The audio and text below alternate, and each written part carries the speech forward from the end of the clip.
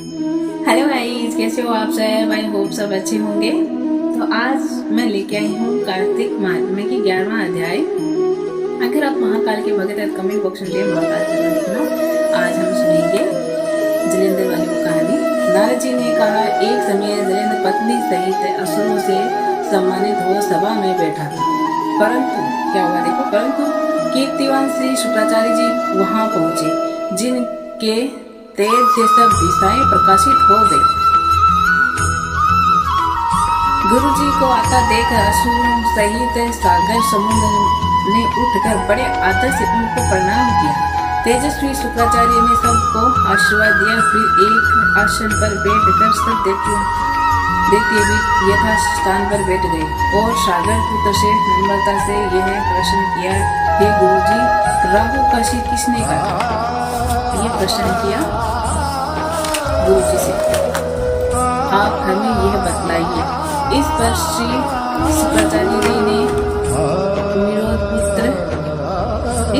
शुक्राचार्य जी ने विरोचन पुत्र हिरण्यकशिपु और उसके धर्मात्मा पुत्र का परिचय देकर देवताओं और असुरों द्वारा समुद्र मंथन को संक्षेप में सब कथा कहकर यह बतलाया कि जब समुद्र से अमृत निकल रहा था, उस देवलोक से राहु पीने चला गया और राहु का सिर काट डाला। ये सुनने के साथ ही जलेंद्र ने यह तलवार मोड़ ली। उसने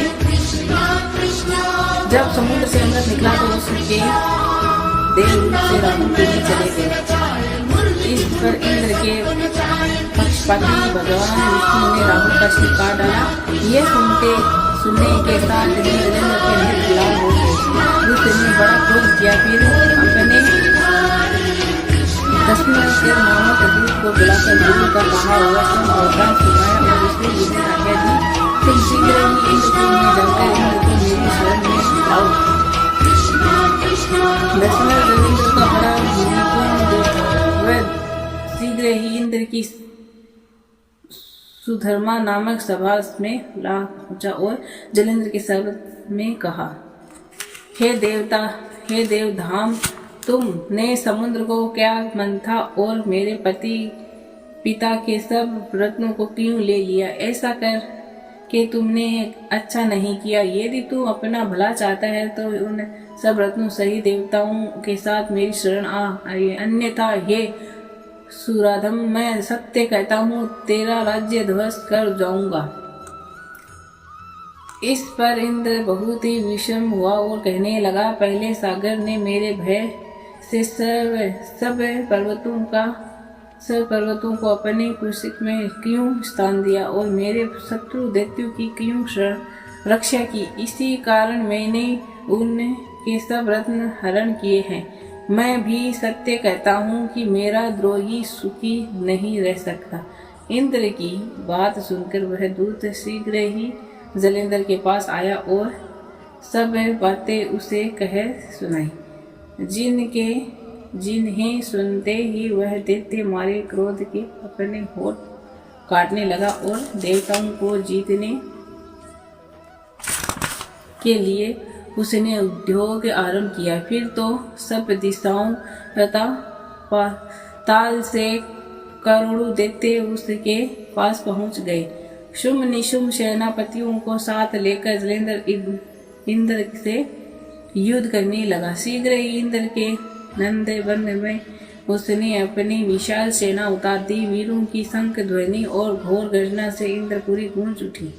अमरावती छोड़कर देवताओं से युद्ध करने चले। भयानक मार काट हुई। दोनों पक्षों के आश्चर्य अपने मर्तकों को जिलाने लगे। असुरों के आचार्य गुरु शुक्राचार्य अपने अमृत संजीवनी विद्या से और देव गुरु बृहस्पति द्रोणागिरी से औषधि लाकर मृतकों को जिलाते रहे। इस पर जलेंद्र ने अपने गुरु शुक्राचार्य जी से क्रोध होकर कहा, मेरे साथ में मेरे हुए देवताओं जी कैसे जाते हैं? जिलाने वाली विद्या तो सब आपके पास ही है, फिर ये क्या बात है? इसी पर श्री शुक्राचार्य जी ने गुरुदेव शुक्राचार्य जी ने देवगुरु श्री बृहस्पति जी द्वारा द्रोणागिरी से असौदी लाकर देवताओं के जिलाने की बात कही दी। यह सुनकर जलेंद्र और भी क्रोध हो गया। श्री शुक्राचार्य जी ने कहा, क्रोध क्या होते हो? यदि शक्ति हो तो द्रोणागिरी पर्वत को उठाकर समुद्र में फेंक दो, तब मेरे पतन की सत्यता प्रारंभित हो जाएगी। इस पर जलेंद्र क्रोध होकर शीघ्र ही द्रोणागिरी पर्वत के पास जा पहुंचा और अपने भुजाओं द्वारा उसे जड़ से उखाड़ कर समुद्र में फेंक दिया। यह भगवान शंकर का तेज था। इसमें जलेंद्र की कोई विचरता नहीं। पश्चात ये सागर पुत्र युद्ध भूमि में आकर बड़े वेग से देवताओं का संहार करने लगा। तब जब बृहस्पति औषधि लेने के लिए द्रोणागिरी पर्वत पर पहुंचे तो द्रोणागिरी पर्वत की जगह वहां पर उन्होंने सुनसान जगह पाई। तो वह भयभीत होकर देवताओं के पास आए और कहा कि युद्ध बंद कर दो, तुम लोग अब जलेंद्र को नहीं जीत सकोगे। पहले इंद्र ने जो भगवान शंकर का अपमान किया था, यह उसी का ही फल है। यह सुनकर देवता युद्ध की आशा त्याग कर अत्यंत ही व्याकुल हो इधर उधर भाग निकले। सिंधु सुत निर्भय होकर अमरावती में प्रविष्ट हो गए। इंद्र आदि देवताओं ने गुफाओं में शरण ली। 12वां अध्याय हो गया कंप्लीट। 12वां अध्याय। श्री नारद जी ने कहा, तब जलेंद्र को अपनी खोज में आते देखकर इंद्र आदि देवता भय कंपित होकर वहां से भी भाग निकले।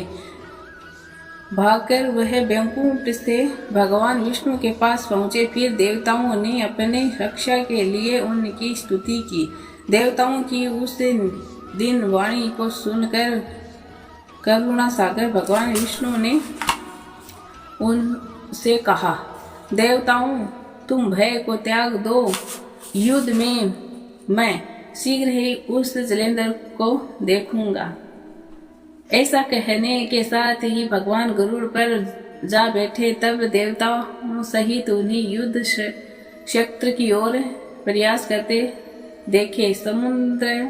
समुद्र न्याय लक्ष्मी के नेत्रों में जल भर आया और उन्होंने कहा, हे नाथ, यदि मैं सर्वदा आपकी प्रिय हूँ और भगत हूँ तो मेरा भाई आप द्वारा युद्ध में कैसे मारा जाना चाहिएगा। इस पर भगवान विष्णु ने कहा, यदि तुम्हारी ऐसी ही प्रति है तो मैं उस अपने हाथ से नहीं मारूंगा, परंतु युद्ध में तो जाऊंगा ही, क्योंकि देवताओं में मेरी बड़ी स्तुति की है। ऐसा कर शंख चक्र गदा पद्मधारी भगवान विष्णु गरुड़ पर चढ़े हुए शीघ्र युद्ध के उस स्थान में जा पहुंचे जहां पर कि जलेंद्र विद्यमान था। विष्णु जी के तेज से अर्पित देवता सिंहनाद करने लगे। फिर क्या हुआ देखो। फिर तो अरुण के अनुज गरुड़ के पंखों की प्रबल वायु से पीड़ित हो दैत्य इस प्रकार घूमने लगे जैसे आंधी से बादल आकाश में घूमते हैं। तब अपने वीर दैत्य को पीड़ित होते देखकर जलेंद्र ने क्रोध होकर भगवान विष्णु को अद्भुत वचन कहकर उन पर कठोर आक्रमण कर दिया। यहाँ से आगे की वार्ता वर्षा स्तुति की संपत्ति की उद्योतक है। 13वां अध्याय। नारद जी बोले, दैत्यों के तीक्ष्ण प्रहारों से व्याकुल देवता इधर उधर भागने लगे। तब इंद्र आदि को इस प्रकार भयभीत देखकर गरुड़ पर चढ़े भगवान युद्ध में आगे बढ़े। उन्होंने अपना सारंग नामक धनुष उठाकर बड़े जोर से टक्कोर किया। त्रिलोकी सबद हो गए। पल मात्र से ही भगवान विष्णु ने हजारों दैत्यों के सिर काट गिराए। यह देखकर जलेंद्र के क्रोध की सीमा न रही। फिर तो भगवान विष्णु और जलेंद्र का महान संग्राम हुआ। बाणों से आकाश भर गया। लोग आश्चर्य करने लगे। भगवान विष्णु ने अपने बाणों के वेग से उस दैत्य की ध्वजा क्षण और धनुष बाण काट डाले। तब एक बाण से उसकी छाती में प्रहार किया। इससे व्यवस्थित हो उसने अपनी प्रचंड गदा उठाकर गरुड़ के मस्तक पर दे मारी। गरुड़ पृथ्वी पर गिर पड़ा। साथ ही क्रोध से उस दैत्य ने होठ काटे और भगवान विष्णु की छाती में भी एक तीक्ष्ण बाण मारा। इसके बाद में भगवान विष्णु ने उसी गदा काट दी और अपने सारंग धनुष पर बाण चढ़ाकर उसको विधना प्रारंभ किया। जलेंद्र भी पर अपने पैने बाण बरसाने लगे। उसी समय जलेंद्र ने भगवान विष्णु को कई पैने मारकर विष्णु धनुष को काट दिया। धनुष सहित भगवान विष्णु को वहां पाकर बड़ा प्रसन्न हुआ। फिर तो देवताओं के पास जो रत्न आदि थे उनके स्थानों पर दैत्यों को स्थापित कर जलेंद्र पृथ्वी पर आया। निशुंभ को पाताल में स्थापित कर दिया और देव दानव यज्ञ गंधर्व राक्षस मनुष्य आदि सबको अपना वंशवर्ती बनाकर त्रिभुवन पर शासन करने लगा। उसने धर्मानुसार सुपुत्रों के समाज प्रजा का पालन किया। उसके धर्मराज्य में सभी सुखी थे।